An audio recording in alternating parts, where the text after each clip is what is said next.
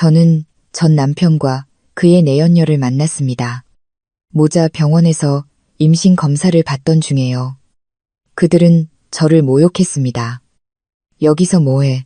당신 같은 불임 여자가 있을 곳이 아니야. 그리고 10분 후 한 의사가 나타나 말했을 때 그들은 충격에 빠졌습니다. 안녕하세요. 이야기 채널의 소중한 구독자 여러분. 모두 항상 건강하시기를 바랍니다.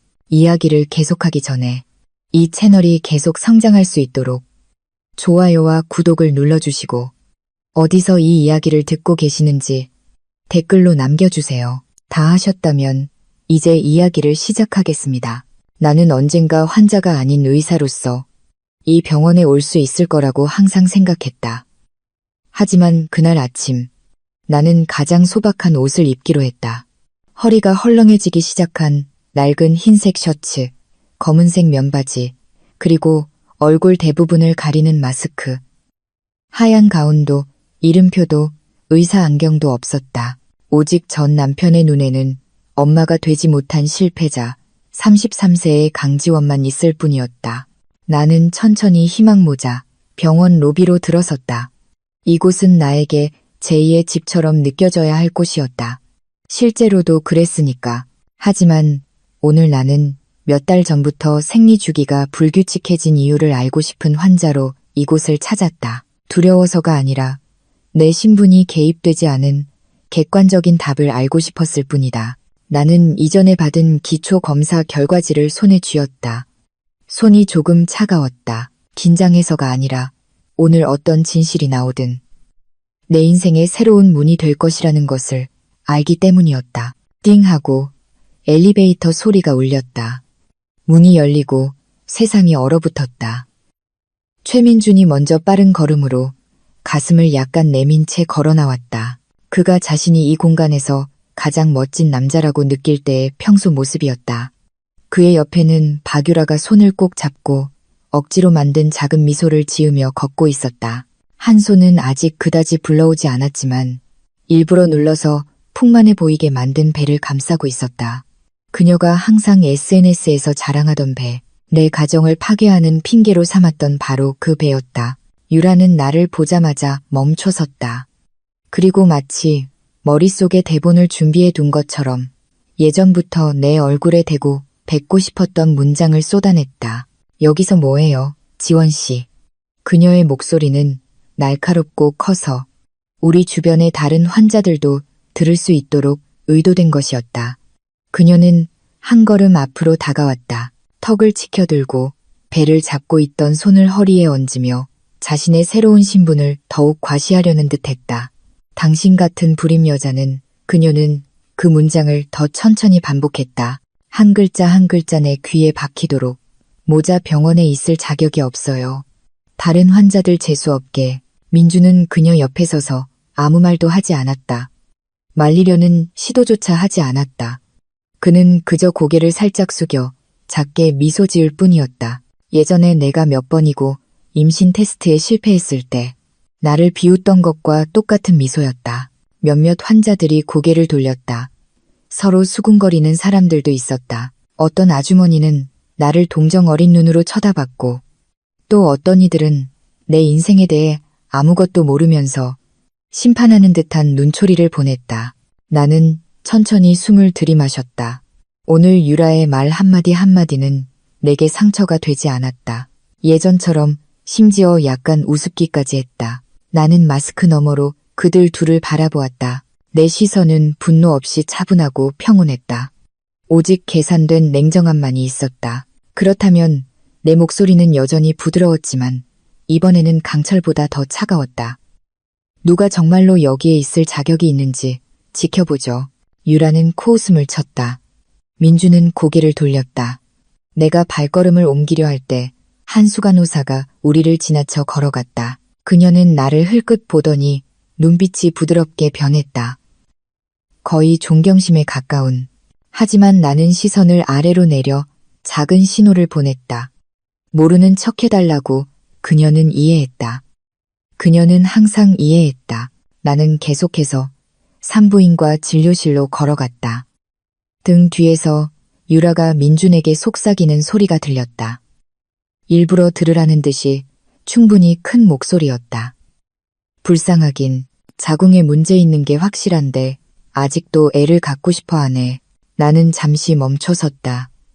그 말이 마음에 와닿아서가 아니라 이 상황의 아이러니가 거의 코미디에 가까웠기 때문이다. 이 병원의 누구보다도 자궁 문제 사례를 더 많이 다루는 사람이 바로 나라는 사실을 생각하면 말이다.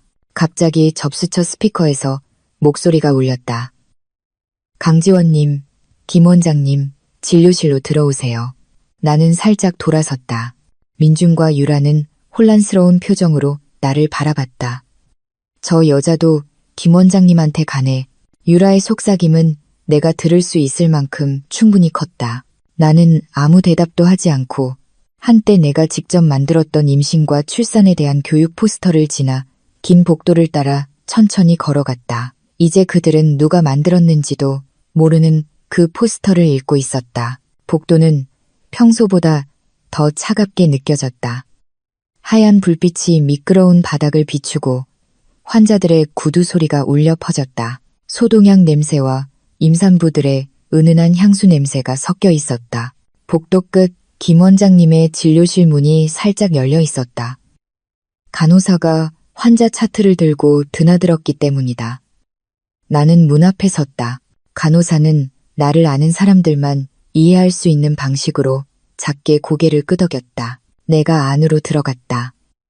김 원장님의 진료실은 평소처럼 깔끔하고 부드러운 조명에 그가 좋아하는 페퍼민트 향이 났다. 뒤쪽 책장에는 여러 의료 상패가 가지런히 진열되어 있었다. 두꺼운 차트가 책상 위에 놓여 있었다. 내가 막 자리에 앉았을 때 문에서 조용한 노크 소리가 들렸다. 김 원장님이 자녀를 달래는 아버지처럼 따뜻한 얼굴로 들어오셨다. 하지만 오늘 그의 눈빛에는 무언가 다른 것이 있었다. 진지함과 존경심이 섞여 있었다. 그는 자리에 앉아 차트 하나를 펼치더니 문 밖에 사람이 들을 수 있도록 일부러 충분히 큰 목소리로 말했다. 강지원 선생님. 그는 잠시 멈췄다. 이 병원의 대주주이자 전문의로서 그 문장은 조용한 방에 떨어진 벼락처럼 공기를 강타했다. 나는 조용히 있었다. 우연히 지나가던 민주는 문 바로 앞에서 멈춰섰다. 완벽하게 닫히지 않은 문틈으로 그의 그림자가 보였다. 대기 의자에 있던 유라는 즉시 고개를 돌렸다. 김 원장님은 계속해서 말했다. 그의 목소리는 더 단호해졌다. 이제 선생님과 전 남편분의 진짜 검사 결과를 들으실 때가 된 것 같습니다. 내 손에 긴장이 풀렸다. 나는 천천히 고개를 끄덕였고 책상 옆 작은 거울에 비친 모습에서 민준이 문고리를 꽉 쥔 채 뻣뻣하게 서 있는 것을 보았다. 마치 자신이 전혀 이해하지 못했던 진실 속에서 살아왔다는 것을 막 깨달은 사람처럼. 김 원장님은 첫 번째 차트를 열었다. 나는 내 심장 박동 소리를 들을 수 있었다. 결과가 두려워서가 아니라 이것이 모든 역전의 시작이라는 것을 알았기 때문이다. 그리고 의사 선생님이 설명을 시작하려는 바로 그 순간 방 밖에서 소리가 들렸다. 문턱에서 숨을 참는 민준의 소리였다. 마치 내 모든 과거, 모욕, 비방, 거절, 상처가 방향을 바꿀 준비를 하는 것처럼.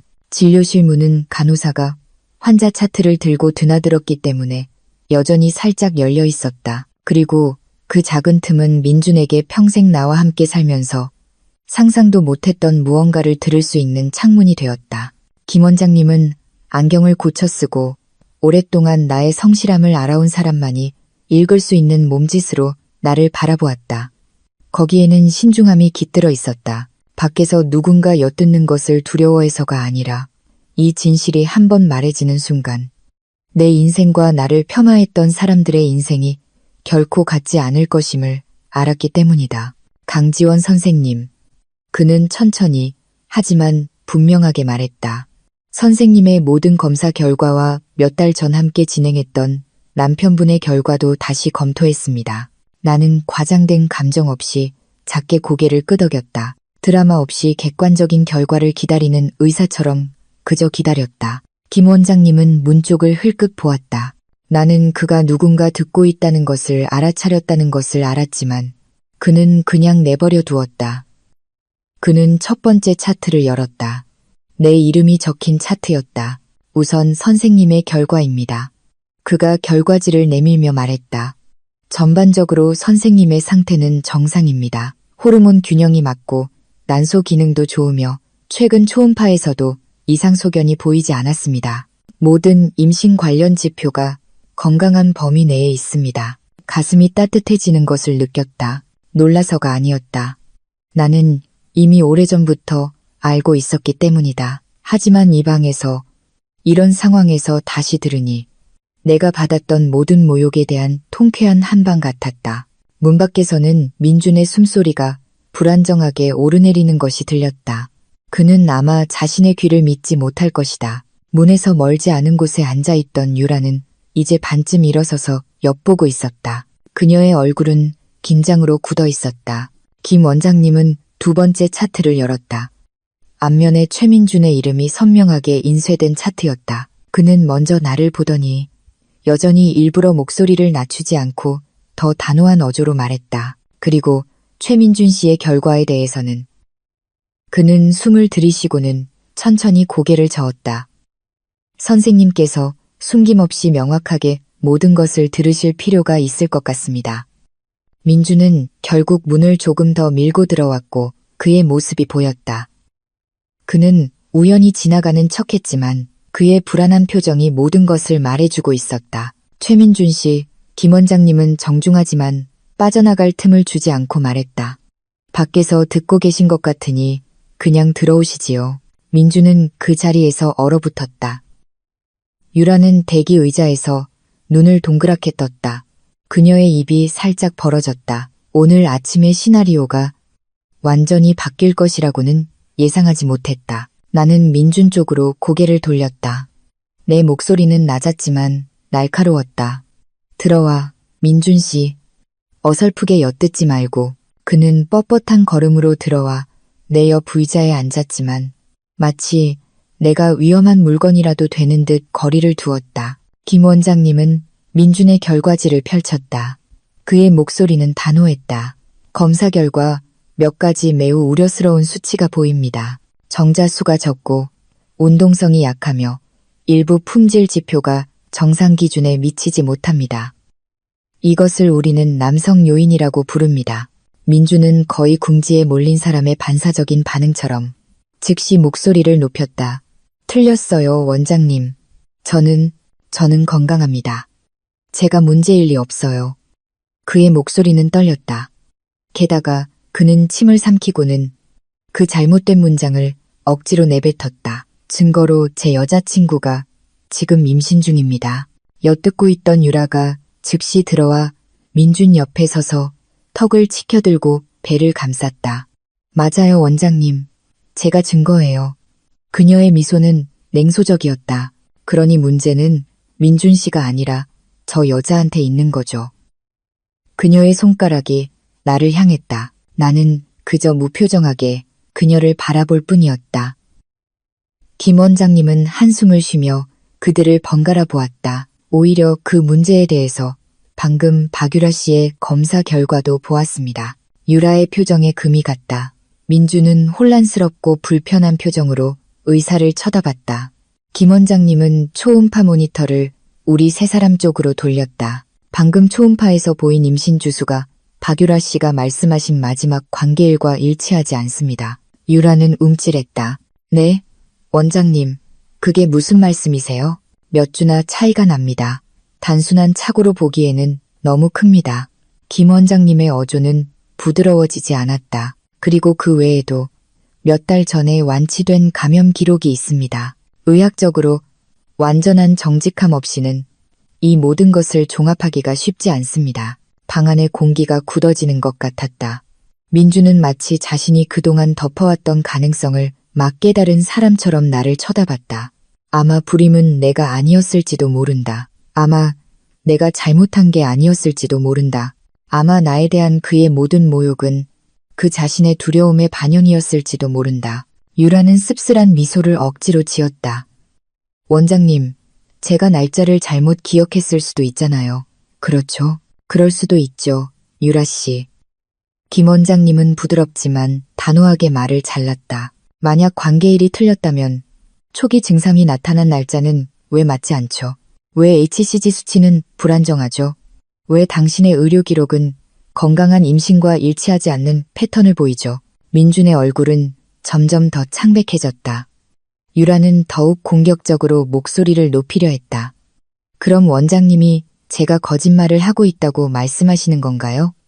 그게 뜻이에요. 김 원장님은 대답하지 않았지만 그의 시선은 충분히 명확했다. 나는 의자에 몸을 기대고 말없이 변호하지 않고 둘을 바라보았다. 그들은 내 변호를 받을 자격이 없었다. 더 이상은 내 휴대폰 알림음이 울렸다. 이 비서님에게서 온 메시지였다. 대표님, 내일 주주총회 건입니다. 원하시면 최민준 씨를 깜짝 손님으로 초대할 수 있습니다. 나는 옅은 미소를 지었다. 민준은 그 미소를 보았고 마치 그의 본능이 무언가 나쁜 일이 다가오고 있다는 것을 아는 것처럼 몸이 굳어졌다. 나는 의자에서 천천히 일어나 민준의 눈을 똑바로 쳐다봤다. 당신은 그동안 나를 모욕했어. 내 작은 목소리가 차가운 칼날처럼 느껴졌다. 내 몸에 대해서도, 내 직업에 대해서도, 내 삶에 대해서도, 나에 대해 아무것도 모르면서. 민준은 작게 웃었다. 긴장감에 부서지는 듯한 웃음소리였다. 참나, 넌 그냥 평범한 가정주부였잖아, 지원아. 나는 그를 오랫동안 바라보다가 감정 없이, 분노 없이 천천히 대답했다. 바로 그것이 내 말을 가장 깊이 찌르는 이유였다. 과연 언제까지 그 거짓말을 지킬 수 있는지 한번 보지. 민주는 침을 삼켰다. 유라는 말이 없었다. 김 원장님은 마치 그들이 스스로 만든 폭풍에 대비하는 것처럼 잠시 눈을 감았다. 그리고 내가 그 방을 나설 때 모든 사람의 시선이 나를 따랐다. 동정의 시선도 멸시의 시선도 아니었다. 그들이 방금 모욕한 여자가 평범한 여자가 아니라는 것을 아주 희미하게나마 깨닫기 시작한 사람들의 시선이었다. 나는 김 원장님의 진료실에서 천천히 걸어 나왔다. 약해서가 아니라 분노나 슬픔보다 더 큰 무언가를 참고 있었기 때문이다. 그것은 내가 한 남자의 자존심을 지켜주기 위해 그동안 조용히 잠재워 두었던 진실이라는 이름의 무언가였다. 병원 복도는 평소보다 더 길게 느껴졌다. 형광등 불빛이 윤이 나는 세라믹 바닥에 반사되었다. 휠체어 바퀴가 부드럽게 마찰하는 소리, 환자들의 대화 소리가 희미하게 들렸다. 하지만 내 머릿속에서는 과거의 조각들이 하나씩 떠올랐다. 모든 것은 몇 달 전 내 몸에 대한 과학적인 해답을 찾기로 결심했을 때 시작되었다. 나는 그날 이 병원에 오지 않았던 것을 똑똑히 기억한다. 나는 나를 소유주로도 전문의로도 알지 못하는 다른 병원을 선택했다. 오직 임신 가능성을 검사하고 싶은 환자, 강지원으로서 그때 나는 대기실에 앉아 꽤 긴 부림 검사 목록을 바라보고 있었다. 호르몬 전체 검사, 질 초음파, 생식 건강검진, 그리고 당연히 배우자를 위한 정액 분석까지. 민주는 내가 검사를 같이 받자고 했을 때 불평했었다. 검사 받고 싶으면 너나 받아, 지원아. 내가 왜 같이 가? 문제는 명백히 너한테 있잖아. 나는 그때 그저 미소만 지었다. 불임 요인이 양측 모두에게서 올 수 있다는 긴 설명을 참는 미소였다. 하지만 듣기보다 심판하기를 좋아하는 사람에게 설명하는 것은 소용없다는 것을 알았다. 결국 그는 싸우기 귀찮아서인지 아니면 빨리 끝내고 싶어서인지 마치 내가 그에게 국가적인 임무를 부담시킨다는 표정으로 따라 나섰다. 그리고 며칠 후 결과가 나왔다. 나는 그 병원의 한 시니어 의사 앞에 앉아 있었다. 그는 내 신분을 몰랐다. 내가 내 진료실에서 자주 비슷한 검사를 한다는 것도 내가 불임치료 전문이라는 것도 몰랐다. 그는 단지 아이를 갖고 싶어하는 한 여자라는 것만 알았다. 강지원님. 그가 내 검사 결과를 보며 말했다. 전반적으로 상태가 매우 좋습니다. 구조적이거나 호르몬적인 이상은 보이지 않습니다. 나는 천천히 고개를 끄덕였다. 그리고 의사는 민준의 검사 결과가 담긴 차트를 열었다. 그의 목소리 톤이 바뀌었다. 최민준님에 대해서는 몇 가지 수치가 매우 낮습니다. 정자의 수, 운동성, 그리고 형태. 임신 과정의 이상적인 상태가 아니며 오히려 심각한 수준에 가깝습니다. 나는 그 의사가 나를 어떻게 쳐다봤는지 아직도 기억한다. 마치 남편이 불임이라는 사실을 막 알게 된 아내에게 어깨를 내어줄 준비가 된 것처럼 그는 몰랐다. 나는 그런 곳에서 오는 타입의 여자가 아니라는 것을. 나는 그저 손가락을 깍지 끼고 작게 한숨을 내쉬며 대답했다. 네, 원장님, 감사합니다. 그는 나의 침착함에 놀란 듯했다. 내가 아니었다면 아마 그날 나는 무너졌을 것이다. 내가 의사가 아니었다면 아마 나 자신을 탓했을 것이다. 이 모든 것을 내 손으로 이룬 강지원이 아니었다면 아마 나는 포기했을 것이다. 하지만 나는 그저 그 차트를 가방에 넣고 밖으로 나가 병원 주차장에서 파란 하늘을 바라보며 생각했다. 민준에게 말해야 할까? 답은 금방 나왔다. 아니, 그의 반응을 아니까. 그리고 예상대로 며칠 후 그가 접수처에서 검사 결과를 받았을 때 그의 태도는 오히려 더 나빠졌다. 차 주차장에서 그는 문을 세게 닫고 나를 보지도 않은 채 말했다. 그래서 내 결과는 어때? 자궁에 문제 있는 거 맞지? 그러니 우리가 애가 없지. 나는 그때 그의 등만 바라보았다. 그는 아직 자신의 차트를 열어보지 않았다. 그는 자신이 그동안 비난해왔던 사람이 바로 나라는 현실을, 사실은 그 집에서 가장 건강한 사람이 나였다는 사실을 아직 읽지 않았다. 그 후 며칠 밤, 그는 내가 모르는 향수 냄새를 풍기며 늦게 귀가했다. 그의 얼굴은 달라져 있었다. 더 자신감 있고, 더 거만하고, 더 멀어졌다. 그것이 우리 결혼 생활에서 무언가 정말로 변했다는 것을 처음 느낀 순간이었다. 그리고 나는 또 침묵했다.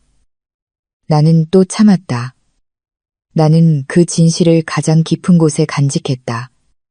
두려워서가 아니었다. 나는 그가 스스로에게 정직할 마지막 기회를 주고 싶었기 때문이다. 그가 너무나 쉽게 버려버린 기회였다. 내가 지금 걷고 있는 병원 복도는 그 회상의 조각들이 머릿속에서 끝났을 때 더욱 조용하게 느껴졌다.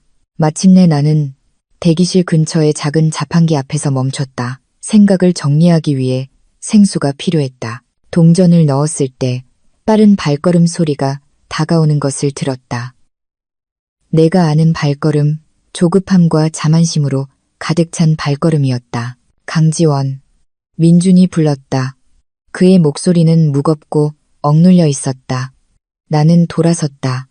그의 얼굴은 창백했고 입술은 약간 떨렸다. 아까 그 설명 뭐야? 그 의사가 어떻게 네가 대주주니 전문인이 하는 말을 할 수 있어? 너 나한테 거짓말했어. 나는 자판기에서 물병을 꺼내 천천히 열었다. 민준 씨, 나는 부드럽지만 차갑게 말했다. 당신이 모르는 내 인생에 많은 것들이 있어. 민준의 표정은 분노와 수치심이 섞여 붉어졌다. 왜 내 신분을 숨겼어? 내가 뭐라고 생각했어? 인형? 왜 평범한 아내인 척했냐고. 나는 그를 오랫동안 바라보았다. 어떤 상황에서든 나를 사랑하겠다고 약속했지만 실제의 내가 아닌 자신이 원하는 버전을 사랑했던 남자를. 내 대답은 천천히, 하지만 한 단어 한 단어가 그의 자존심의 중심을 직접 찔렀다. 나는 직함 없이, 지위 없이, 돈 없이 사랑받고 싶었으니까. 나는 물을 한 모금 마셨다. 알고 보니 누가 그걸 할 수 있는지 내가 잘못 판단했더라고. 민주는 이를 갈았다. 네가 이런 식으로 이길 수 있을 것 같아? 그 의사 앞에서 입을 열어서 나는 옅게 미소 지었다. 이건 시작에 불과해. 민주는 얼어붙었다. 그리고 그가 반박하기도 전에 그의 휴대폰에서 알림음이 울렸다. 유라가 보낸 메시지였다. 자기야, 의사가 내 결과에 이상한 게 있대. 무슨 소리 하는 거야? 무서워. 약간 뾰로통한 얼굴의 이모티콘과 함께 민주는 그 메시지를 읽고 다시 나를 쳐다봤다. 이번에는 분노뿐만 아니라 두려움이 있었다. 자신의 입지가 흔들리기 시작했다는 것을 막 깨달은 사람에게서 오는 두려움이었다. 내일 봐. 내가 그를 지나쳐 걸어가며 말했다. 마침 중요한 회의가 있거든. 당신도 오고 싶을 거야. 내가 지나갈 때 그의 몸이 굳어지는 것을 느낄 수 있었다. 그의 인생에서 처음으로 민주는 자신이 상상했던 것보다 훨씬 더 큰 힘을 가진 사람과 마주하고 있다는 것을 알았다.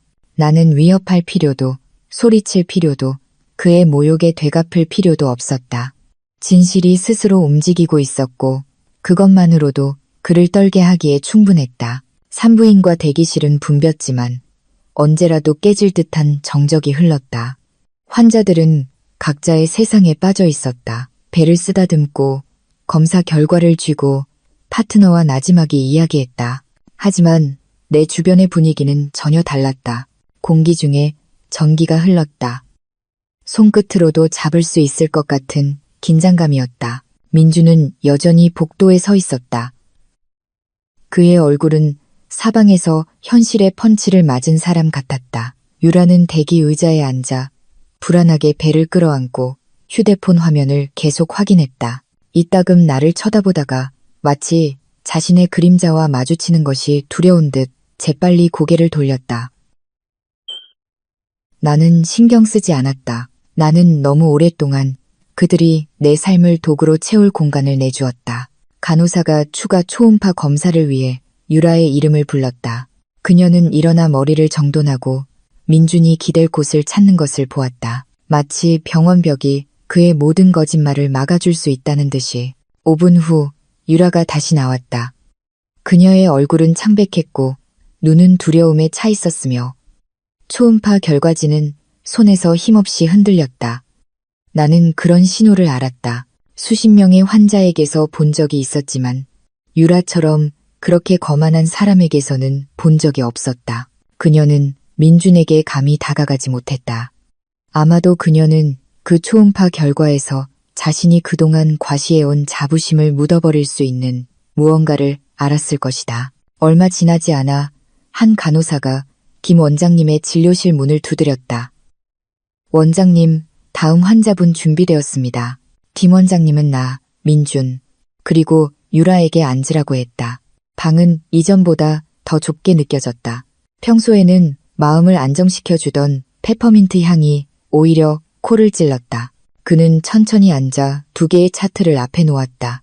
설명해야 할 몇 가지 사항이 있습니다. 그는 부드럽지만 분명하게 말했다. 그리고 우리 모두 이 방에 있는 것이 좋겠습니다. 민주는 침을 삼켰다. 유라는 배를 더 꽉 움켜쥐었다. 김 원장님은 첫 번째 차트, 민준의 차트를 열었다. 최민준 씨의 결과부터 시작하겠습니다. 그가 말했다. 정자의 수, 운동성, 그리고 품질 지표가 정상 기준치 미만입니다.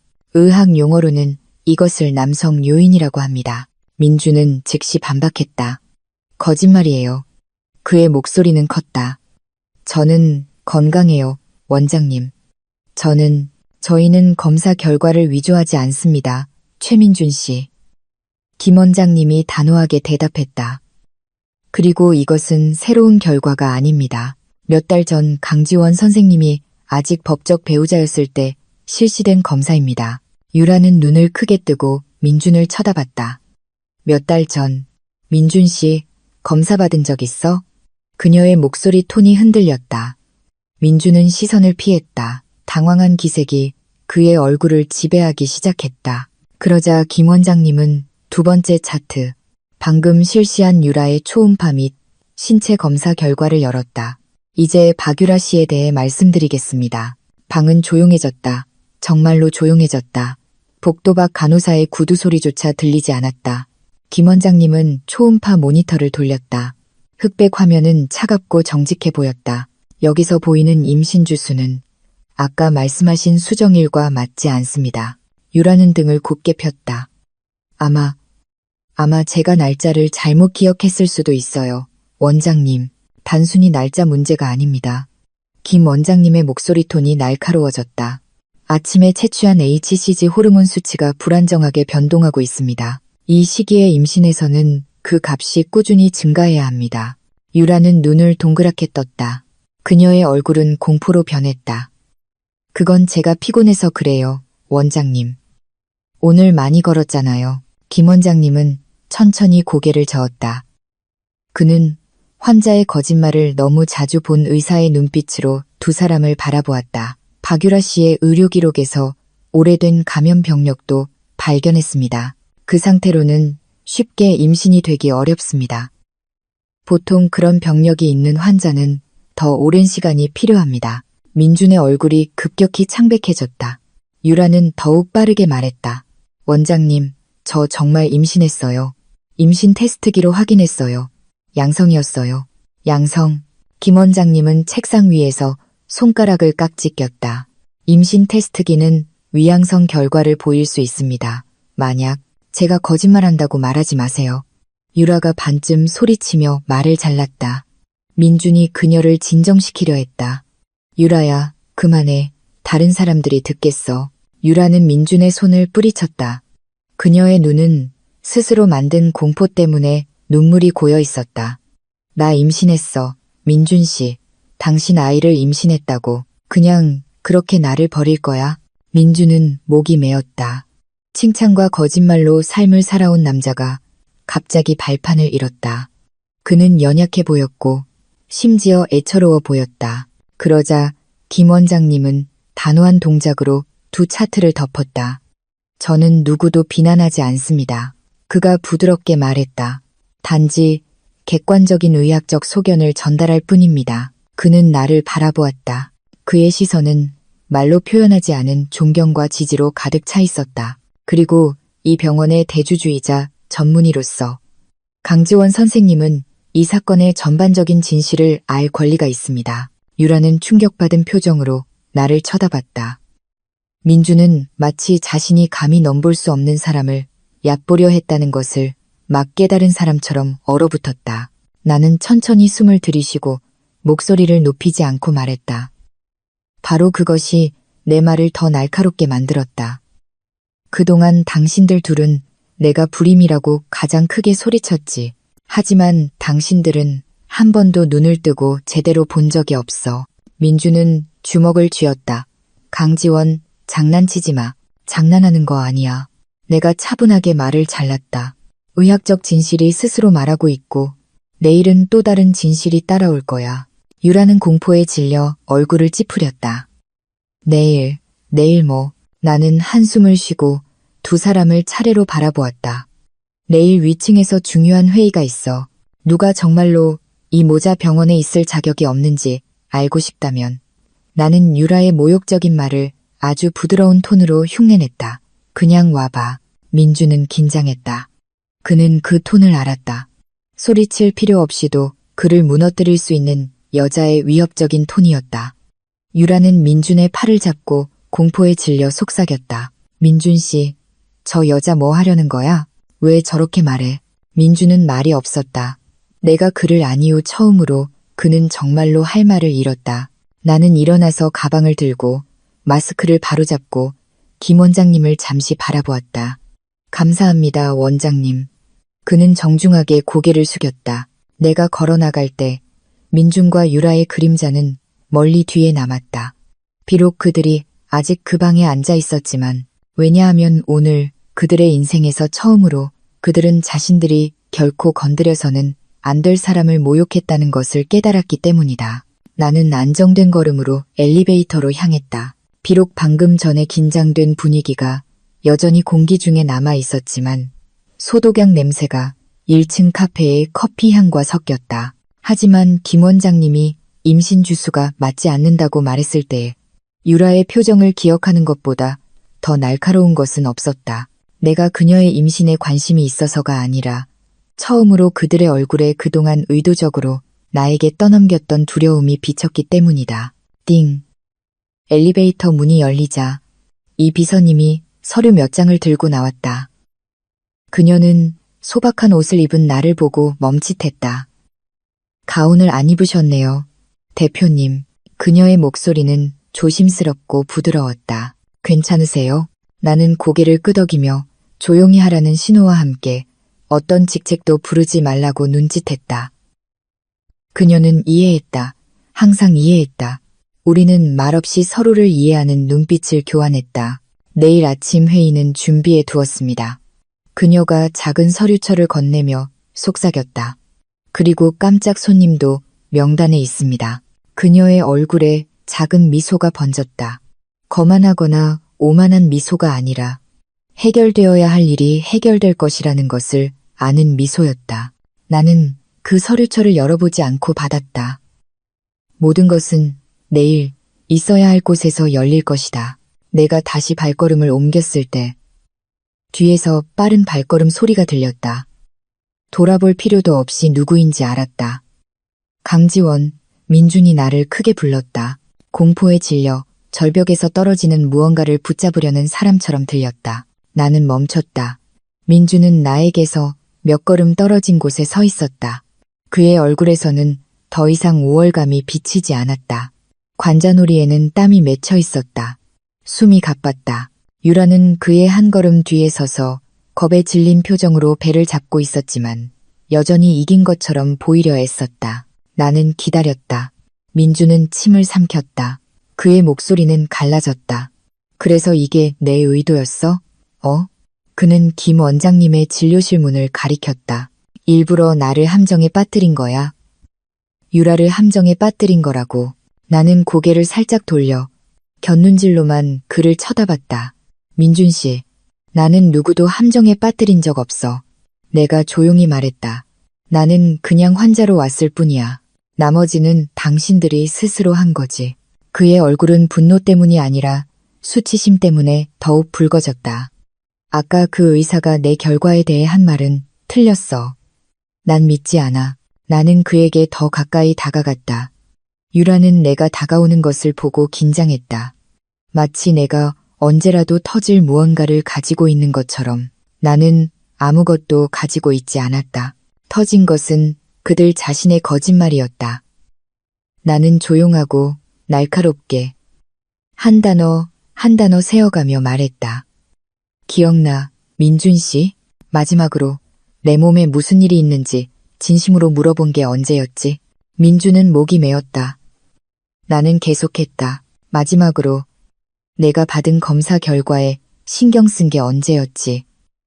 그는 말하려 했지만 목소리가 막혔다. 마지막으로 자신을 멀리서 심판하는 판사가 아니라 과정의 일부로 본 게 언제였지? 민주는 입을 열기 시작했지만 아무 말도 나오지 않았다. 유라가 반걸음 앞으로 나섰다. 그녀의 작은 목소리가 날카롭게 들렸다. 이거 다 너 때문이야, 지원아. 내가 민준 씨 아이를 임신하니까 질투하는 거잖아. 나는 그녀를 날카롭게, 아주 날카롭게 쳐다봐서 그녀가 스스로 입을 다물게 했다. 유라 씨, 나는 부드럽지만 차갑게 말했다. 아까 의사가 한 말 직접 들었잖아. HCG 수치는 불안정하고 임신 주수는 맞지 않고 최근에 완치된 감염 기록도 있다고. 그녀의 얼굴이 창백해졌다. 나는 조금 더 다가가 거의 속삭이듯 말했다. 그래서 이제 내가 물을게. 네가 주장하는 그 아이 사실 누구 아이야? 유라는 숨을 참으며 눈을 크게 떴다. 마치 물에 빠진 사람처럼 민주는 그 질문을 더 이상 듣기 힘들다는 듯 고개를 돌렸다. 나는 그냥 계산을 잘못한 거야. 날짜를 잘못. 아니, 자기야. 내가 부드럽게 말을 잘랐다. 틀린 건 날짜가 아니야. 틀린 건 네가 약하다고 생각한 사람을 비방한 내 용기지. 유라는 떨리는 숨을 내쉬며 반박하려 했다. 너 질투하는 거야. 부러워하는 거야. 나는 고개를 저었다. 나는 거짓말을 부러워하지 않아, 유라 씨. 나는 그냥 진실이 스스로 오기를 기다릴 뿐이야. 그러고 나서 나는 그들 둘을 떨게 만든 문장을 던졌다. 그리고 내일 당신들은 검사 결과보다 더 큰 진실을 알게 될 거야. 민주는 움찔했다. 무슨 뜻이야, 지원아? 드라마 만들지 마. 나는 대답하지 않았다. 나는 그냥 벽에 걸린 시계를 보았다. 거의 저녁이 다 되어가고 있었다. 집에 가야 했다. 나는 그들을 지나쳐 걸어갔다. 우리 사이의 거리가 몇 걸음밖에 남지 않았을 때 내 휴대폰이 진동했다. 병원 법무팀에서 온 이메일 알림이었다. 내일 아침에 발표할 모든 지분, 소유권 법적 서류가 준비되었다는 내용이었다. 나는 아무 반응 없이 휴대폰을 닫았다. 하지만 민주는 내 눈에서 차가운 빛을 보았고 그의 몸은 약해졌다. 그는 내일이 자신에게 좋은 날이 아닐 것이라는 것을 알았다. 내가 엘리베이터에 타자 문이 천천히 닫혔다. 그리고 문이 완전히 닫히기 전 마지막 틈으로 나는 유라가 배를 잡고 고개를 숙이고 있는 것을 보았다. 민주는 하루아침에 모든 미래를 잃은 사람처럼 서 있었다. 반면에 나는 단 한 가지만 생각하고 있었다.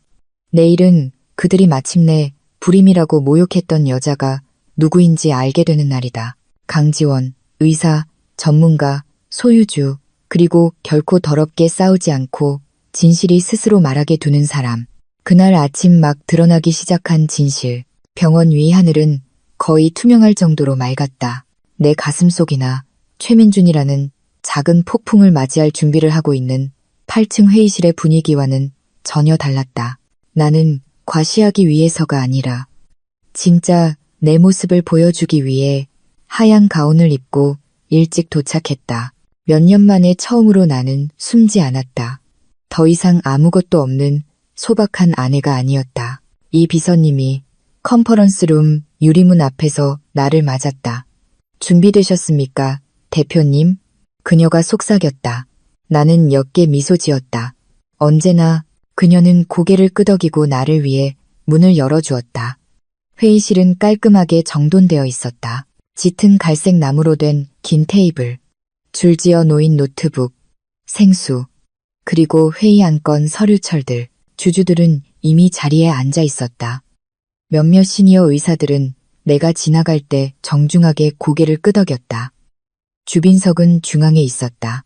내가 공식적으로는 한 번도 앉아본 적 없지만 사실은 내 자리인 그 의자, 한태호 씨도 이미 와 있었다. 그는 어두운 셔츠에 정장 재킷을 입고 있었다. 그의 얼굴은 차분하지만 날카로워 보였다. 그의 시선은 내 발걸음을 포착했고 약간 따뜻한 미소가 번졌다. 동정심이 아니라 존경심이었다. 그는 마치 오늘은 마땅히 서야 할 모습으로 서세요라고 말하는 듯 작은 신호를 보냈다.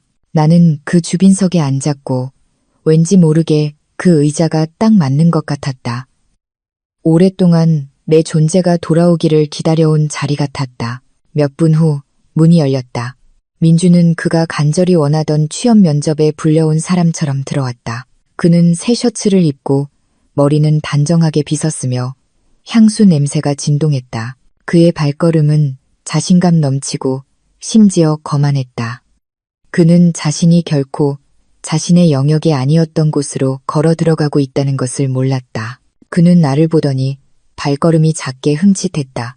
나는 그가 내 하얀 가운, 내 자리 위치, 나에게 고개를 끄덕이는 이사들, 그리고 무언가 잘못되었다고 소리치기 시작하는 그의 마음의 소리를 처리하는 것을 볼 수 있었다. 지원아. 그가 긴장된 얼굴에도 불구하고 미소를 지으려 애쓰며 말했다. 여기서 일해? 무슨 부서야? 나는 대답하지 않았다. 이 비서님이 일어나 앞에 있는 작은 마이크를 두드렸다. 자, 회의를 시작하겠습니다. 손님으로 참석하신 새로운 분들을 위해 이 병원의 핵심 직책을 맡고 계신 분들을 소개하겠습니다. 민주는 즉시 턱을 치켜들고 자신감 있는 모습을 보이려 애썼다. 그는 자신이 비즈니스 파트너로 소개될 것이라고 생각했다. 첫째, 이 비서님이 확고한 목소리로 말했다. 가운데 앉아 계신 분은 희망모자 병원의 설립의 주요 설계자 중 한 분이자 대주주이신 강지원 산부인과 전문의 교수님이십니다. 민주는 얼어붙었다. 나는 그의 숨이 텄는 것을 들었다. 다음 순간 항상 오만함을 내뿜던 그의 얼굴이 갑자기 창백하게 텅 비었다. 한태호 씨는 마치 처음부터 결말을 예측한 드라마를 보고 있는 사람처럼 그를 쳐다볼 뿐이었다. 한 이사님이 덧붙였다. 이분은 저희가 보유한 최고의 불임치료 전문의입니다. 이분의 기여가 없었다면 이 병원은 지금처럼 발전하지 못했을 겁니다. 민주는 마치 숨겨진 카메라를 찾는 것처럼 좌우를 둘러보더니 다시 나를 쳐다봤다. 지원아, 이게 뭐야? 너 의사였어? 전문의, 대주주, 너 몇 년 동안 나를 속인 거야. 나는 무표정하게 그를 쳐다봤다. 아니, 내가 차분하게 대답했다. 당신은 한 번도 묻지 않았고, 나는 자기 자신 외에는 아무것도 알고 싶어 하지 않는 사람에게 설명할 필요를 느끼지 못했어. 민주는 얼굴이 붉어졌다. 하지만 넌 소박하게 살았잖아. 소박한 것과 아무것도 없는 것은 같지 않아. 내 목소리 톤은 낮았지만 회의 테이블에 있던 몇몇 사람들은 작은 미소를 참았다. 민주는 말이 없었다. 정말로 말이 없었다. 마치 자신이 결혼했던 여자를 한 번도 제대로 알지 못했다는 것을 막 깨달은 사람처럼 이 비서님은 민준의 사건이 작은 막강극에 불과했다는 듯이 회의를 계속했다. 첫 번째 안건, 강지원 대표님과 한태호 이사님께서 발표하실 신규 지점 개발건입니다. 나는 테이블의 버튼을 눌렀다. 큰 모니터 화면이 켜졌다. 오프닝 프레젠테이션이 나타났다. 내가 그동안 조용히 작업해온 프로젝트였다. 하지만 내가 말하기 전에 민준이 억지로 일어나 큰 소리로 말했다. 제가 말 좀 하겠습니다. 저는 이 병원의 예비 파트너입니다. 협력을 위해 초대받았습니다. 이사들은 서로를 쳐다봤다. 한태호 씨는 눈썹을 치켜 올렸다. 무슨 협력 말입니까? 네, 민주는 어색하게 미소 지었다. 아까 이 비서님이 보험 협력 기회가 있다고 병원 담당자에게 연락을 받았습니다. 이 비서님이 다시 일어섰다. 죄송합니다, 최민준 씨. 그녀의 톤은 정중했지만 단호한 선이 있었다. 오해가 있으셨던 것 같습니다. 저희가 당신을 초대한 것은 맞지만 협력 논의를 위한 것은 아니었습니다. 민주는 그 자리에서 굳었다. 그럼 뭐 때문에요? 방은 조용해졌다. 이 비서님은 내가 직접 말하기를 원하는지 신호를 보내며 나를 쳐다봤다. 나는 천천히 고개를 끄덕였다. 나는 한숨을 쉬고 말했다. 당신은 이 병원이 스캔들, 언어적 학대, 그리고 환자와 관련된 불륜에 연루된 사람과는 협력하지 않을 것이라는 것을 직접 듣기 위해 여기에 온 겁니다. 민주는 움찔했다. 무슨 뜻이야? 그의 목소리가 높아졌다. 나는 분노 없이 그를 똑바로 쳐다봤다. 바로 그것이 그를 더 작아 보이게 만들었다. 민준 씨, 당신의 외부 환자와의 분류는 개인적인 문제만이 아니야. 이 기관의 이름을 더럽히는 일이야. 그리고 나는 관계의 기본 윤리조차 모르는 사람의 평판을 높이기 위해 이 병원의 이름이 사용되는 것을 허락하지 않을 거야. 민주는 이사들을 쳐다봤다. 그의 얼굴은 공포에 질려 있었다. 그는 모든 눈이 자신을 심판하고 있다고 느꼈다. 이건 모함이야. 그가 소리쳤다. 당신들은 그냥 저 여자 말만 듣는 거잖아. 제 전 아내가 불임이라는 단어가 거의 나올 뻔했다. 하지만 그는 자신이 함부로 말할 수 없는 방에 있다는 것을 깨닫고 참았다. 한태호 씨가 몸을 살짝 앞으로 기울였다. 그의 목소리는 낮았지만 날카로웠다. 제 조언은 다시는 그 단어를 꺼내지 않는 것이 좋을 겁니다. 여기서도 당신보다 훨씬 더 잘하는 의사들 앞에서도. 민주는 이를 갈았다. 화가 났지만 반박할 수 없었다. 나는 약간 뒤로 기대어 손가락으로 펜을 돌렸다. 민준 씨, 당신은 예비 파트너로 초대된 게 아니야. 당신에게 길을 열어줄 것이라고 생각했던 모든 문이 이제 닫혔다는 것을 알게 하기 위해 초대된 거지. 민주는 숨을 헐떡였다. 그의 눈은 분노와 수치심으로 붉어졌다. 나는 받아들일 수 없어. 당신이 받아들이든 아니든 문제가 아닙니다. 이 비서님이 말을 잘랐다. 이것은 기관의 결정입니다.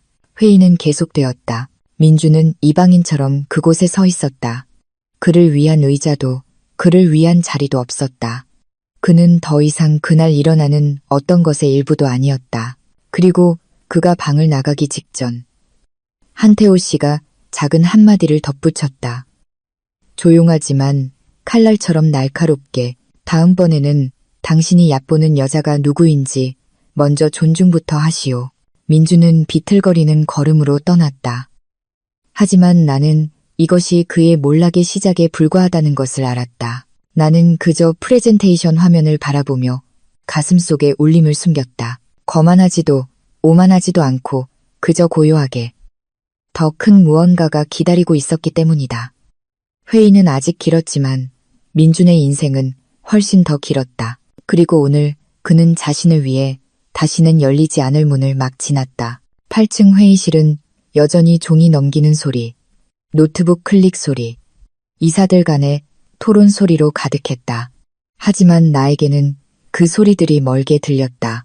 붉어진 눈, 가쁜 숨, 그리고 억지로 강한 척하는 얼굴 뒤에 숨기려 했던 수치심을 안고 문 앞에 서 있던 최민준이라는 한 가지 현실에 덮여 있었다. 하지만 그 방에 있는 사람들 앞에서는 아무것도 숨길 수 없었다. 오늘 그가 수년간 스스로 거부했던 진실이 갑자기 눈앞에서 폭발한 후에는 신규 지점 개설에 관한 회의가 끝났을 때 나는 프레젠테이션을 닫고 물을 조금 마셨다.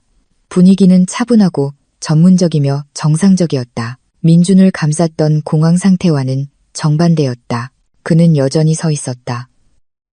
떨고 있었지만 용감해 보이려 애썼다. 지원아, 그의 목소리는 쉬어 있었다. 우리 둘이 얘기 좀 할 수 있을까? 나는 돌아보지 않았다. 서류철을 정리하고 종이를 치우고 차분하게 말했다. 더 이상 얘기할 건 없어. 민주는 방 안으로 더 깊이 들어왔다. 하지만 너는 모든 사람 앞에서 나를 망신줬어. 넌 내가 뭐라고 생각하는 거야? 테이블 오른쪽에 앉아있던 한태호 씨가 얼굴을 들었다. 그의 눈에는 차가운 빛이 있었다. 누구와도 맞서기를 두려워하지 않는 남자의 시선이었다. 최민준 씨, 그가 정중하지만 선을 그으며 말했다. 내부 회의를 방해하는 것은 비윤리적입니다. 우리는 지금 가족 드라마가 아니라 전문적인 포럼에 있습니다. 민주는 적대적인 시선으로 돌아봤다. 당신은 누군데 참견이야? 저 여자 변호사? 애인? 아니면 이 병원 투자자? 이 병원의 투자자입니다. 한태호 씨가 무표정하게 대답했다. 그리고 강지원 대표님을 동료로서나 개인으로서나 존중하는 사람입니다. 민준의 시선은 희미해졌다. 이 방에는 자신 편이 단 한 명도 없다는 단순한 사실에 궁지에 몰렸다. 이 비서님이 일어섰다. 자, 그녀가 말을 잘랐다. 다음 안건으로 넘어가기 전에 최민준 씨의 상태에 관한 이사회의 결정을 전달하고자 합니다. 민준은 긴장했다. 방 전체가 조용히 귀를 기울였다. 외부 환자와의 관계에 대해 저희가 받은 기록, 핵심 주주 중 한 분에 대한 모욕 사건, 그리고 잠재적인 이해의 상충을 고려하여 이 비서님은 그를 똑바로 쳐다봤다. 따라서 당신의 이름으로 된 모든 형태의 협력, 제안, 그리고 병원 시설 접근은 오늘부로 영구적으로 종료됩니다. 민주는 한 걸음 뒤로 물러섰다. 그렇게 할 수는 없어. 나는 할 수 있습니다. 이 비서님이 단호하게 말을 잘랐다. 그리고 이미 결정되었습니다. 민주는 나를 향해 돌아섰다. 그의 눈은 불타올랐다. 그래서 이게 내 짓이지? 일부러 나를 나쁘게 보이게 만들고, 일부러 내 사업 기회를 잃게 만들고, 네가 복수하는 거야. 왜냐하면 나는 그를 똑바로 쳐다봤다. 동요하지도 소리치지도 않았다. 하지만 내 목소리에는 부드러운 힘이 있었다. 민준 씨, 내가 속삭였다. 나는 아무것도 망칠 필요가 없어. 당신이 스스로 했잖아. 이 모든 일은 당신의 선택의 결과야. 그의 얼굴이 무너졌다. 그의 입술이 떨렸다. 하지만 나는 그 모든 걸 내가 생각하기에 네가 그냥 평범한 아내라서. 그는 멈췄다. 그의 목소리가 갈라졌다. 당신은 나를 본 적이 없어. 내가 조용히 대답했다. 매일 너와 함께 있을 때조차도. 민주는 침을 삼켰다. 지원아, 우리 모든 걸 바로잡을 수 있어. 우리는 다시 시작할 수 있어. 너는 아직 나를 사랑하잖아. 그렇지. 나는 그를 쳐다봤다. 한순간에 수천 개의 기억이 춤을 췄다. 내가 조용히 울었던 밤들, 내 몸에 대해 모욕당했던 날들, 그의 찌르는 말들, 유라의 존재, 그의 셔츠깃에서 나던 낯선 향수 냄새, 그리고 마침내 내가 또다시 비임신 테스트기 때문에 흐느낄 때 그가 웃었던 아침. 그리고 나는 답을 알았다. 아니, 내가 명확하게 말했다. 조금도. 민주는 떨었다. 유라가 갑자기 서둘러 들어왔다. 어떻게 8층까지 왔는지는 모르겠지만. 민준 씨, 왜 이렇게 오래 걸려? 나는. 그녀는 모든 사람, 특히 주빈석에 앉은 나를 보고 입을 다물었다. 아까 유라를 진찰했던 의사가 복도에서 부르는 소리가 들렸다. 박유라님, 추가 검사 결과가 나왔습니다. 호르몬 감소와 유산 가능성에 대해 이야기해야 합니다. 유라는 즉시 창백해졌다. 모든 의사들이 말이 없었다. 민준은 유라를 쳐다봤다. 유라는 민준을 쳐다봤다. 숨겨진 공황이 큰 불안으로 변했다. 나는 일어나 가슴에 달린 이름표를 바로잡았다. 저는 오늘 일과를 마쳤습니다. 내가 말했다. 저 없이 회의를 계속해 주세요. 이 비서님. 이사들이 작게 일어나며 정중한 경의를 표했다. 한태호 씨는 나를 바라보며 언제든 당신 편입니다라고 말하는 듯 고개를 끄덕였다. 나는 문으로 향했다. 내가 민준을 지나칠 때 그가 다시 한번 소리쳤다. 그냥 그렇게 나를 떠날 수는 없어, 지원아. 나는 돌아보지 않고 멈췄다. 만약 내가 헛소문을 퍼뜨리거나 내 평판을 공격하려 한다면 내가 차분하게 말했다. 나에게는 내 말보다 훨씬 더 강력한 의료 기록, 이력, 그리고 증거가 있어. 민준의 몸이 약해졌다. 의료 기록이라는 단어만으로도 그의 남은 용기를 꺾기에 충분했다. 나는 다시 걸었다. 엘리베이터가 열렸다. 내가 들어가기 전에 한태호 씨가 문을 잡아주었다. 대표님. 그의 목소리는 낮았다. 오늘 정말 멋졌습니다. 나는 그를 쳐다봤다. 그의 시선에는 무언가 있었다. 진실함. 동정도, 값싼 동정심도 아닌 존경심이었다. 나는 단지 저는 그냥 옳은 것이 옳게 남도록 했을 뿐입니다. 라고 말했다. 엘리베이터 문이 닫혔고 그 문 뒤에서 나는 한 가지를 알았다. 오늘 나는 나를 한 번도 제대로 보지 않았던 사람에게 문을 닫았다. 그리고 내일 그의 첫 번째 막이 정말로 시작될 것이다. 모든 진실이 더 이상 밀려날 수 없이 서게 될 재판장에서 재판날은 흐린 하늘과 함께 찾아왔다. 마치 하늘도 오늘 무언가 무너질 것이라는 것을 아는 듯했다. 나는 가장 중립적인 복장으로 가정법원 건물 앞에 섰다. 흰색 민무늬 셔츠, 검은색 스트레이트 스커트, 깔끔하게 묶은 머리, 보석도 권력의 상징도 없었다. 나는 마침내 자신을 위해 서기로 선택한 여자 강지원으로 왔다. 민주는 이미 법원 테라스에 있었다. 낡은 서류철을 들고 안절부절 못하며 서성였다. 유라는 근처 긴 의자에 앉아 있었다. SNS에서 자랑하기 위해 바르던 두꺼운 화장 없이 시든 얼굴이었다. 어제 자랑하던 배는 주장만큼 커 보이지 않았다. 나는 그녀가 배를 잡는 방식이 무언가를 보호하기보다는 수치심을 가리는 습관에 더 가깝다는 것을 보았다. 내가 다가가자 민준이 소리쳤다. 지원아, 우리 아직 원만하게 해결할 수 있지. 그렇지? 나는 멈추지도 발걸음을 서두르지도 늦추지도 않았다. 나는 그저 재판정으로 똑바로 걸어갔다. 내 뒤에서 그의 목소리가 더 공포에 질려 다시 불렀다. 지원아, 듣고 있어? 나는 돌아보지 않았다. 재판정은 차가웠고 불빛은 하얗고 의자는 딱딱했지만 방을 가득 채운 긴장감은 차가운 에어컨 공기보다 훨씬 더 날카로웠다. 판사는 똑바로 앉아 있었다. 서기는 빠르게 타자를 쳤다. 오른쪽에는 병원 측 변호사와 함께 앉았지만 사실 나는 그가 필요 없었다. 왼쪽에는 민준이 불안하게 앉아 있었다. 반면 유라는 뒷좌석에 앉아 사람들의 시선으로부터 얼굴을 숨겼다. 재판이 시작되었다. 민준의 변호사는 너무 과장된 자신감으로 앞으로 나섰다. 존경하는 재판장님, 그가 말했다. 저희 의뢰인은 그의 가정이 파탄난 것이 불륜 때문이 아니라 아내 측이 자녀를 낳을 수 없고 차갑게 행동하며 자신의 일에 너무 바빴기 때문이라는 점을 강조하고 싶어 합니다. 판사는 나를 쳐다봤다. 나는 침착함을 유지했다. 민준의 변호사는 계속했다. 또한 저희 의뢰인은 그동안 가정을 책임져 왔기 때문에 공동재산의 대부분에 대한 권리가 있다고 주장하고 싶습니다. 나는 거의 미소 지을 뻔했다.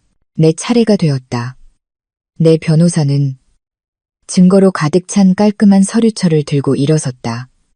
감정도 극화도 없이 오직 사실뿐이었다. 존경하는 재판장님, 저희는 몇 가지 관련 증거를 가지고 있습니다. 첫째, 저희 의뢰인이 불임이라는 주장에 관해서입니다. 그는 서류철을 열었다. 그 안에는 내 이름으로 된 검사 결과, 초음파 결과, 호르몬 기록이 모두 들어 있었다. 그는 한 뭉치를 판사에게 제출했다. 판사는 빠르게 읽었다. 그의 눈썹이 살짝 올라갔다. 다음 증거입니다. 이것은 몇 달 전 의료시설에서 실시된 최민준 씨의 검사 결과입니다. 임신 가능성 장애 요인이 남성 측에 있다는 것을 보여주는 결과입니다. 민준의 변호사는 즉시 일어나 소리쳤다.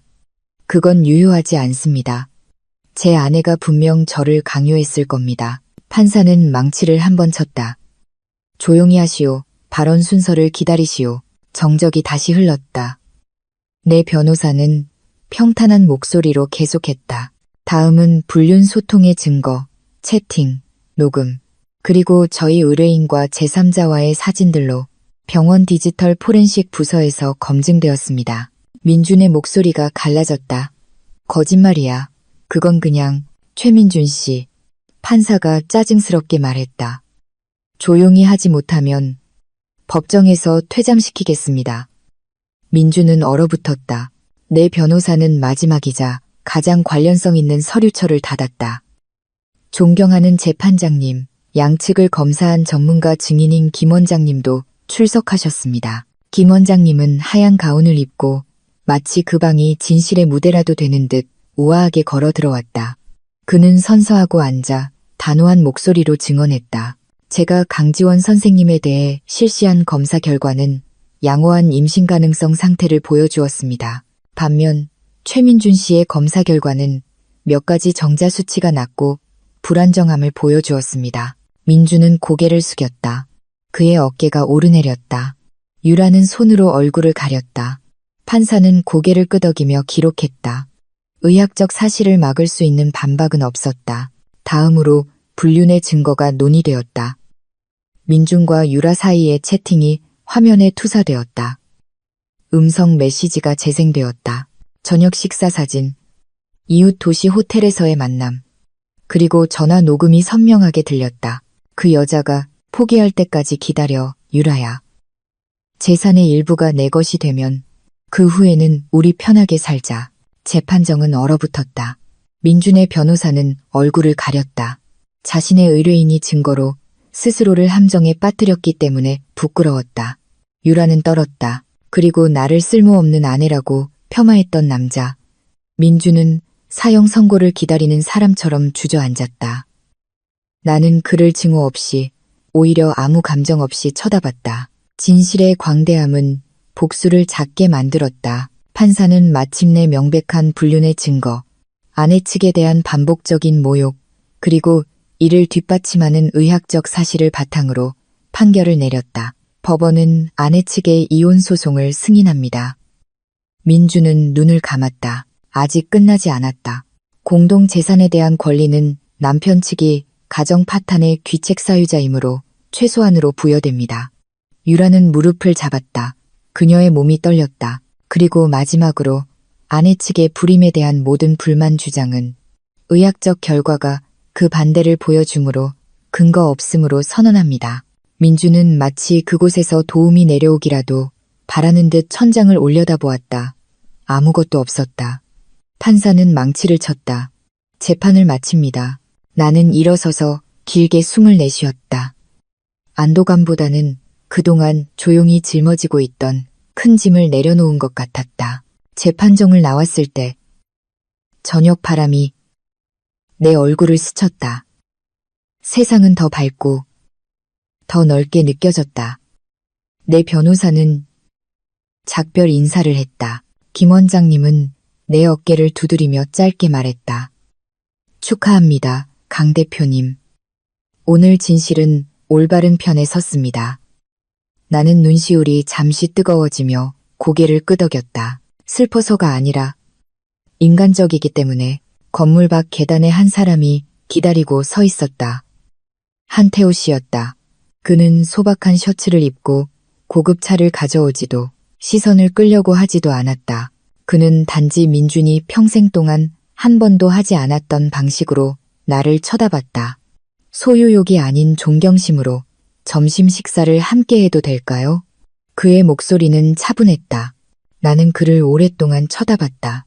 여자의 가치를 자궁으로 측정하지 않는 사람에게 보여지는 것이 얼마나 다른 느낌인지 처음으로 깨달았다. 나는 천천히 고개를 끄덕였다. 네, 한태호 씨는 작게 미소 지었다.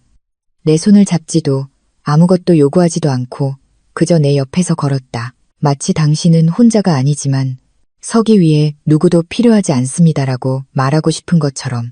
우리 뒤에서 민준이 건물에서 나왔다. 그의 얼굴은 텅 비었고 걸음은 비틀거렸다. 유라는 뒤에서 울며 그의 이름을 부르며 쫓아왔다. 하지만 민준은 단지 계단에 서서 멀리서 나를 쳐다봤다. 화내지도 위협하지도 비난하지도 않고 그저 패배했을 뿐. 그리고 처음으로 나는 내가 버려진 것이 아니라고 느꼈다. 온전한 자존심과 손에 쥔 진실, 그리고 앞으로 기다리고 있을 새로운 삶을 가지고 떠난 것은 바로 나였다. 재판 후 몇 달이 지나자 내 삶은 마치 커다란 창문이 새로 달린 방처럼 느껴졌다. 밝고 넓고 그동안 들어오지 못했던 신선한 공기로 가득 찼다. 나는 진짜 내 정체성으로 다시 일터로 돌아왔다. 그림자가 되기를 강요당했던 아내가 아니라 자신의 지식으로 당당히 선 의사로서. 그날 아침 나는 단호한 걸음으로 병원에 들어섰다.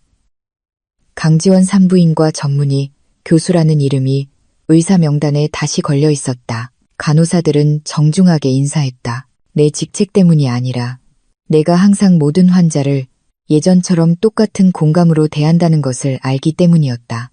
내 마음이 상처로 가득했을 때조차도 이제 내 상처는 아물었다. 남은 것은 결심뿐이었다. 오늘 내 일정은 빡빡했다. 불임 상담, 작은 수술, 부서 회의, 그리고 우리가 구축하고 있는 새로운 프로그램, 평가. 이 프로그램은 오랜 꿈이었다. 부부에게 임신 가능성에 대해 교육하는 클리닉. 항상 비난받는 여성뿐만이 아니라 젊은 부부와의 상담을 막 끝냈을 때 이 비서님이 태블릿을 들고 방으로 들어왔다. 대표님, 그녀가 부드러운 목소리로 말했다. 대표님께서 만드신 임신 교육 프로그램의 그래프가 급격히 상승하고 있습니다. 많은 환자들이 도움을 받았다고 느낍니다. 나는 미소 지었다. 나 자신에 대한 자부심 때문이 아니라 더 이상 사회적 낙인을 혼자 짊어지지 않고 답을 찾아 용감하게 찾아온 여성들 때문이었다. 고마워요, 이 비서님. 내가 대답했다. 계속 진행합시다. 그녀는 고개를 끄덕이고 나갔다. 문이 닫힌 직후 누군가 천천히 노크했다. 한태호 씨였다. 그는 커피 2잔을 들고 들어왔다.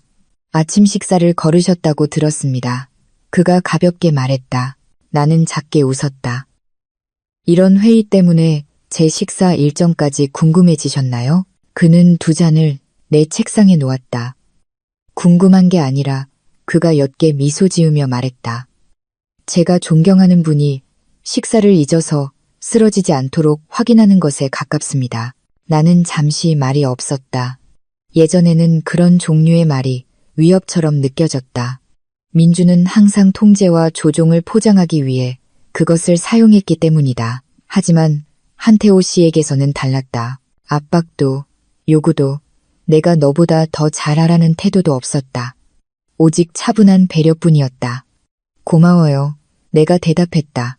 마침내 한태호 씨는 잠시 앉아 내 책상에 펼쳐진 프레젠테이션 서류철을 보았다.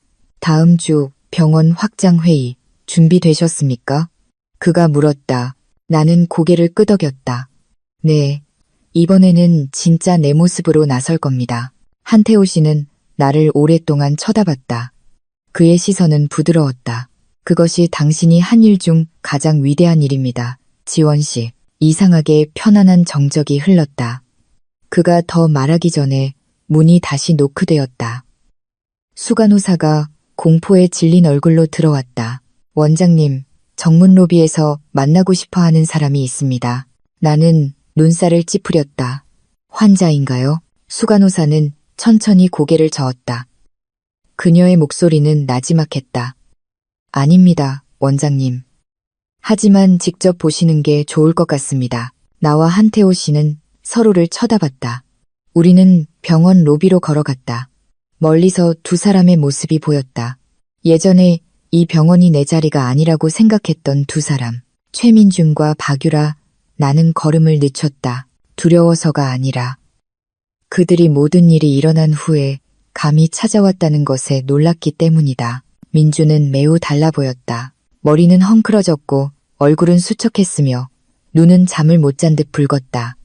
그는 더 이상 비싼 셔츠를 입지 않고 낡은 티셔츠와 낡은 재킷만 입고 있었다. 그의 옆에는 유라가 텅 빈 얼굴로 서 있었다. 그녀의 배는 평평했다. 임신의 흔적도 승리의 빛도 없이 길을 잃은 사람의 그림자만 있었다. 그들이 나를 보자 민준이 즉시 몇 걸음 다가왔다. 하지만 한태호 씨가 내 앞에 반걸음 나서서 만지지 않고 거리를 유지하자 멈췄다. 민준은 목소리를 낮췄다. 지원아, 나 미안해. 잠시 정적이 흘렀다. 로비의 소리가 사라진 것 같았다. 들리는 것은 민준의 떨리는 숨소리뿐이었다. 내가 틀렸어. 내가 바보였어. 내가 모든 걸 잃을 때까지 내가 뭘 가졌는지 몰랐어. 나는 증오 없이 하지만 더 이상 메울 수 없는 거리감으로 그를 쳐다봤다. 유라는 고개를 숙였다. 그녀의 목소리가 갈라졌다. 지원 씨, 그 임신에 대해서 나는 손을 부드럽게 들어 멈추게 했다. 아무것도 설명할 필요 없어요. 둘은 놀랐다. 나는 당신들이 나를 상처 입힐 힘을 가졌던 단계를 지났어요.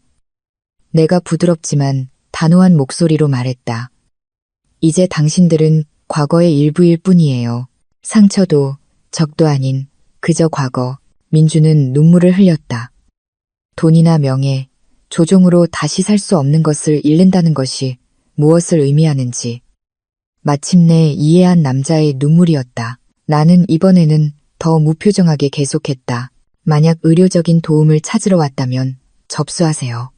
이 병원은 차별 없이 누구에게나 서비스를 제공합니다.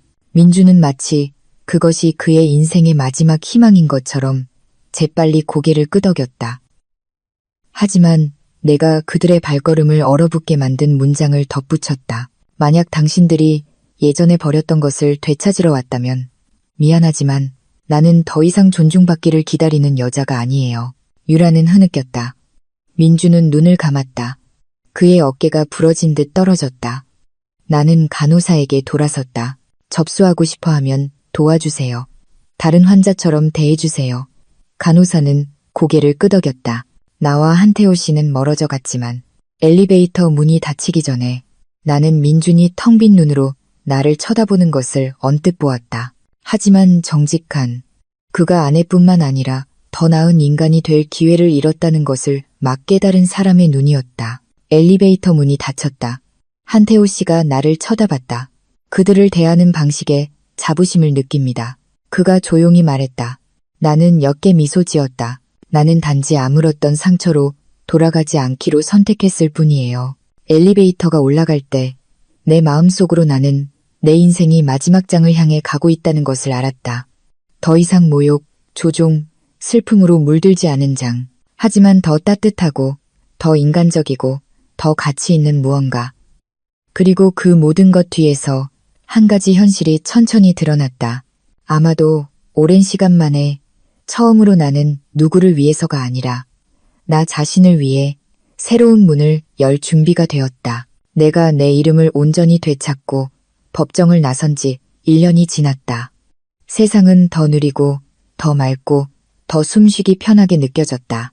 내 인생은 더 이상 누구에게 나 자신을 증명하기 위해 움직이지 않고 나 자신을 위해 나아가고 싶었기 때문에 움직였다.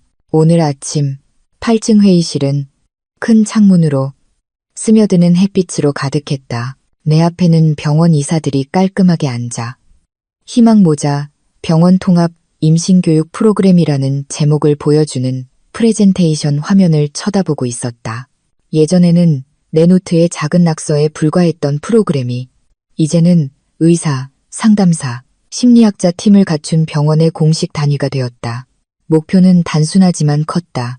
부부에게 임신 문제가 여성의 잘못이 아니라 함께 이해해야 할 여정이라는 것을 가르치는 것. 나는 그 방 앞에 섰다. 이제는 왼쪽 가슴에 이름과 직함이 깔끔하게 수놓인 새하얀 가운을 입고 있었다. 예전에는 비밀처럼 꼭꼭 숨겨두었던 하얀 가운. 이제 나는 평가받을까 두려워하지 않고 거만하게 보일까 두려워하지 않고 내가 누구인지 숨길 필요 없이 그것을 입는다. 회의는 순조롭게 진행되었다. 몇몇 이사들이 질문을 했고 이제 공식적으로 병원의 사업 파트너이자 확장 파트너가 된 한태호 씨는 이따금 안정적이고 존중심 있는 목소리로 의견을 제시했다. 우리는 오랜 팀처럼 일했다. 비록 우리의 관계는 1년밖에 되지 않았지만 회의가 끝난 후 이사들이 나갔다. 이제 조용해진 방에는 나와 한태호 씨만 남았다. 그는 일어나 창가로 천천히 걸어가 도시 밖을 내다보았다. 지원 씨, 그가 돌아보지 않고 말했다. 이 프로그램은 많은 여성, 많은 부부의 삶을 바꿀 겁니다. 나는 다가가 그의 옆에 섰다.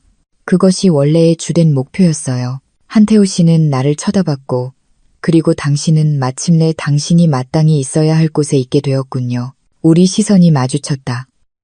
차분하고 성숙하고 서두르지 않았다. 지원 씨, 그의 목소리는 더 낮아졌다. 나중에 준비가 되면 나는 당신과 함께 삶을 꾸리고 싶습니다. 하지만 당신이 준비되었을 때만요. 강요하지 않겠습니다. 그 문장은 단순했지만 바로 그것이 가장 진실하게 느껴지게 만들었다. 거창한 약속도, 강요도, 당신은 내가 필요해라는 그림자도 없었다. 오직 제안과 숨 쉴 공간뿐이었다. 나는 작게 미소 지으며 잠시 고개를 숙였다. 서두르고 싶지 않아요. 내가 대답했다. 하지만 그 가능성을 닫아두지는 않을 거예요. 한태호 씨는 고개를 끄덕였다. 마치 그 대답이 충분하고도 남는다는 듯이. 그리고 왠지 모르게 가슴이 가벼워졌다. 그날 오후 긴급 제왕절개 수술을 마친 후 나는 안도의 한숨을 쉬며 수술실을 나왔다. 막 출산한 젊은 산모가 내 손을 꼭 잡았다. 그녀의 눈은 눈물로 가득했다. 원장님, 감사합니다. 저는 제가 절대 엄마가 될 수 없을 거라고 생각했어요. 그녀가 나지막이 말했다. 2년 동안 시댁에서 불임이라고 모욕당했어요. 이 병원의 새로운 프로그램이 아니었다면 아마 저는 포기했을 거예요. 나는 그녀의 손을 부드럽게 쥐었다. 다른 사람의 말이 당신의 삶을 판결하게 두지 마세요. 내가 대답했다. 당신의 삶을 결정하는 것은 말이 아니라 진실입니다. 그녀는 감격의 눈물을 흘리며 고개를 끄덕였다. 나는 그녀의 어깨를 두드리고 밖으로 걸어 나갔다. 의사 탈의실로 가는 길에 나는 복도에서 잠시 멈췄다. 큰 창문에서 오후의 빛이 떨어져 벽에 병원 로고를 반사했다. 희망 모자 병원. 나는 그곳에 서서 내 과거의 그림자가 선명하게 나타날 때까지 그 로고를 오랫동안 쳐다봤다. 유라가 내 얼굴을 가리키며 당신 같은 불임 여자는 모자병원에 있을 자격이 없어라고 말했던 날. 그 아이러니는 이제 나를 건드리지 않고 지나가는 부드러운 바람처럼 느껴졌다. 나는 내 하얀 가운의 이름 자수 바로 위 가슴을 만졌다. 나는 단지 이곳에 있을 자격이 있는 것이 아니다. 내가 이 장소를 세운 사람이다. 내가 매년 수천 명의 여성에게 희망을 주는 사람이다. 내가 그들의 고통과 트라우마를 이해하는 사람이다. 왜냐하면 내가 직접 그것을 겪었기 때문이다. 그리고 나는 모욕이 운명이 아니며 상처는 아물 수 있고 비난받는 여자가 패배했다는 의미가 아니라는 증거가 되었다. 나는 새로운 삶, 새로운 희망을 향해 다시 발걸음을 옮겼다. 몇 주 후 병원 내부 행사에서 한태호 씨가 내 옆에 섰다. 그는 마치 자신이 지키고 싶은 미래를 보는 사람처럼 나를 쳐다봤다. 지배하고 싶은 것이 아니라 행사가 거의 끝날 무렵 그가 조용히 속삭였다. 지원 씨, 언젠가 새로운 장을 시작하고 싶다면 제가 여기 있겠습니다. 나는 돌아보며 그의 차분한 얼굴을 쳐다봤다. 그리고 오랜 시간 만에 처음으로 나는 대답하는 것을 두려워하지 않았다. 알아요. 내가 말했다. 그리고 아마 저도 당신과 함께 그 장을 쓸 준비가 되었을지도 몰라요. 한태호 씨는 미소 지었다. 타오르는 것이 아닌 따뜻한 미소. 내가 이전에는 누구에게서도 받아본 적 없는 미소였다. 그날 밤 나는 평온한 마음으로 집에 돌아왔다. 새로운 남자가 있어서도 내 과거가 사라져서도 아니라 내가 이전보다 더 강하게 내 두 발로 서 있었기 때문이다. 그리고 한때 불임이라고 모욕당했던 한 여자에서 이제 나는 너무나 많은 다른 여성들에게 생명, 희망, 그리고 용기를 주는 사람이 되었다. 나는 더 이상 내 오랜 이야기의 희생자가 아니다. 나는 내 새로운 이야기의 작가이다. 그리고 그 이야기는 이제 막 시작되었다.